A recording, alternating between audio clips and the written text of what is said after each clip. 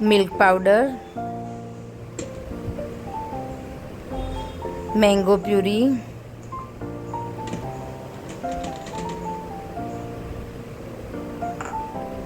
Icing sugar,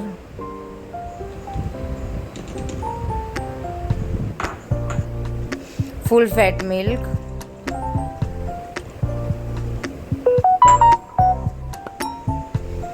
Amul cream,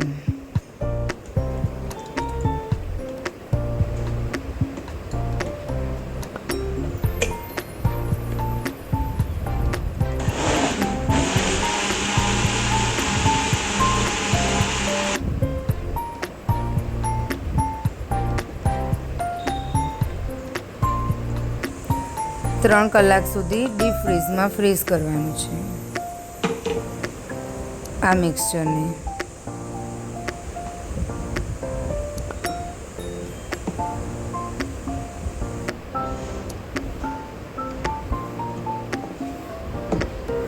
હવે 3 કલાક થઈ ગયા છે.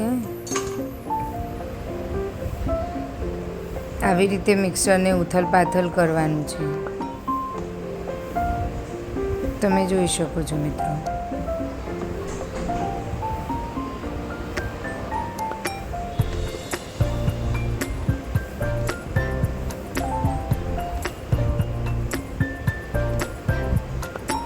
હવે એમાં મેંગોના નાના નાના ટુકડા કાપીને નાખવાના છે.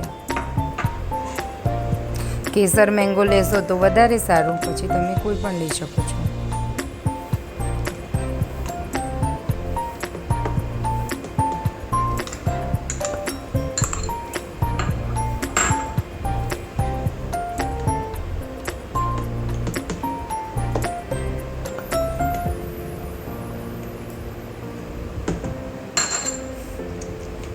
હવે આ મિશ્રણને 7 થી 8 કલાક અથવા તો ઓવરનાઇટ સુધી ડીપ ફ્રીઝ કરવાનું છે.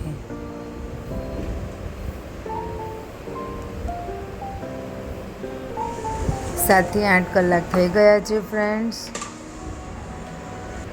તમે જોઈ શકો છો મેંગો આઈસ્ક્રીમ રેડી. ખરેખર આ મેંગો આઈસ્ક્રીમ બજાર જેવો એકદમ સરસ અને ટેસ્ટી બને છે. આવી જ નવી નવી રેસીપી જાણવા માટે please like, share and subscribe friends.